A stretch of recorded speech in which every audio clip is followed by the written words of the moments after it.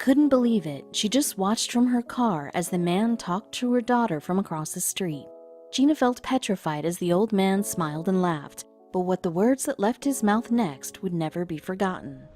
Then she heard a scream. It came from her daughter. She jumped out of the car, motherly instincts taking control of her body. She had to get there quickly before it was too late.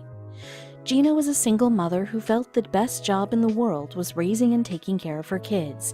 But before being a mother, she was one of the best lawyers in her entire city. But she loved doing it. Her husband was her best friend and helped her to raise a wonderful little girl named Audrey.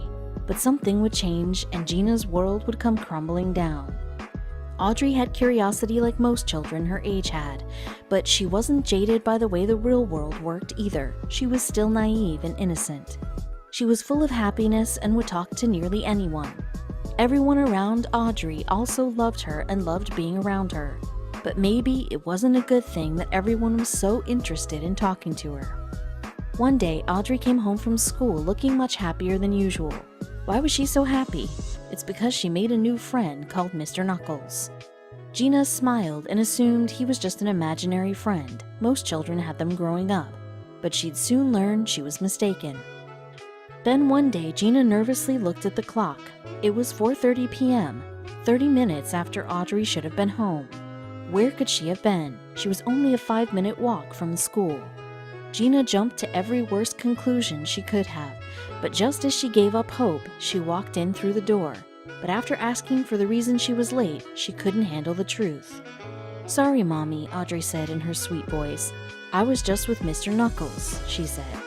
Gina started to wonder if Mr. Knuckles was actually a real person. But when Audrey told her mom that Mr. Knuckles waits for her on the corner every day to talk to her, Gina knew something was up. She didn't feel comfortable with this, and like any mother, she didn't want her child talking to complete strangers, especially strangers that wait around on school corners. No way, but Gina had no idea what was coming. The next day, Audrey arrived home from school, on time this time, but instead of the cheery smile and infectious laugh she usually brought home with her, today was a different story. Audrey was clearly upset. Her face was flustered and Gina could tell she had been crying. What had happened to her daughter?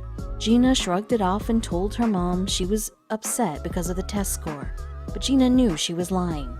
Could it be because of Mr. Knuckles? She had to find out the truth. Gina tried to reassure herself that her daughter Audrey was a clever kid and she would never do anything stupid. She raised her with good morals, ethics, and values. But still, Gina couldn't ignore that loud and worried voice in her head. She knew she had to meet this Mr. Knuckles for herself, to shake hands with the man her daughter was so adorned by. So the following day, once Gina dropped Audrey off at school, a plan popped into her head. But nothing could have prepared Gina for when she uncovered the truth about Mr. Knuckles. The mom with a plan pulled up to the school and waved her daughter goodbye. She watched as she ran to the school full of excitement and innocence. She sure was growing up.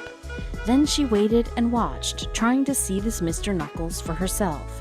A few minutes passed, and then she saw it, an old man standing outside of the school. She squinted to get a closer look at him and saw Audrey approach him, and a terrible feeling hit the pit of Gina's stomach. The old man, Mr. Knuckles, was a short man. He was wearing a red baseball cap, and he seemed to take delight in watching these school children pass by. Gina watched her daughter walk up to the man, and the two started talking. She couldn't hear what they were talking about, but Gina could see glee and joy creep across the old man's wrinkled face as he stood listening to the girl. Then what the old man did next left Gina racing out of her car and calling 911. The old man and Audrey were talking for a few moments. Then, as Gina watched, the old man started to raise his fist. As soon as she saw him do this, Gina raced out of her car, panic seeping into her body. She had seen enough. She hopped out of the car, leaving the keys and the door open. But Gina didn't care. She had to help her daughter. Gina could feel her heart pounding in her chest as she ran across the road to Audrey. Her maternal instincts had fully kicked in, and there was no way this old man was going to get away lightly. Very rarely did Gina panic. She often reveled in her laid-back attitude. But this time was different. This was her daughter, and he was a 90-something-year-old man. She feels sick to her stomach. She had to help her daughter, and she had to be quick. As Gina sprinted toward her daughter, she saw that the other school children had also arrived, huddling around the old man and Audrey. Then Gina heard the school children burst out with laughter and giggles, followed by "Good morning, Knuckles." It was at that moment then that Gina realized her worst nightmare was just that, a mere nightmare. Her prayers had been answered. Wally Richardson, aka Mr. Knuckles, as the infatuated school children call him, was a 94-year-old war veteran. Every morning he waited outside the school gates and spoke a few kind words to the children as they passed by, before giving them a handshake or a fist bump. He would give the excited school kids advice, ask them about their lives, and leave everyone, parents included, in awe of his positive personality. But why now? What does Mr. Knuckles get out of this? You see, Mr. Knuckles wanted to make a difference in the children's lives, and what better way to spend the latter years of his life than inspiring others? The old man himself has even gone viral. A video of Mr. Knuckles greeting the school children has reached nearly 500,000 views.